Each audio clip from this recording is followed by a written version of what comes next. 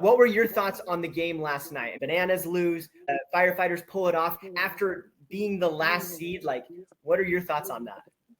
That was one of my probably top two favorite banana ball games I've ever had the pleasure of witnessing and or calling in my entire life. And it's right up there with Cooperstown, the finale of the 2023 World Tour, when the Party Animals did complete the aforementioned 9 straight wins and coming back from the 8-game deficit against the Nanners.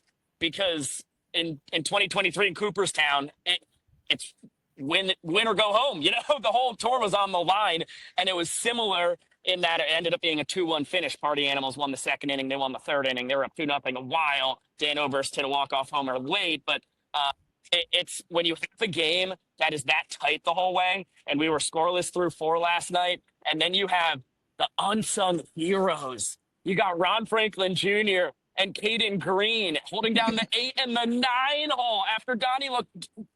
Now, he did work through some traffic. He had guys on the bases, but he looked nearly untouchable, especially when he was in spots of trouble last night. And then just boom, bang, right off the bat, back-to-back doubles. And Bradford Webb, I mean, the fire he was throwing with, pardon my, as a Firefighters, I know what I just did there. But, there's not a better word for it. He was playing with some serious chutzpah and the big pays. Every single time that he denied the Bananas a chance to jump out in front, he was absolutely just howling at the moon coming off the mound. That was super cool to see. And then same thing for Ben Gum. I mean, that's what makes the Firefighters so deadly is throughout the regular season, they wanted to get all their arms in every weekend. And I bless them for it. I think that was the right thing to do. These guys are playing for jobs next year. They're playing for contracts. Let them get their work in, right? But now that it's winning time, just ride your horses. Come on now.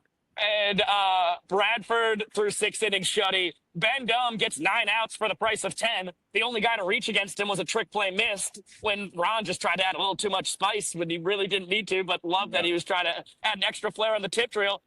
And Ben literally retires the other 9 guys he faces. It would have been 9 up, 9 down if not for the trick play missed.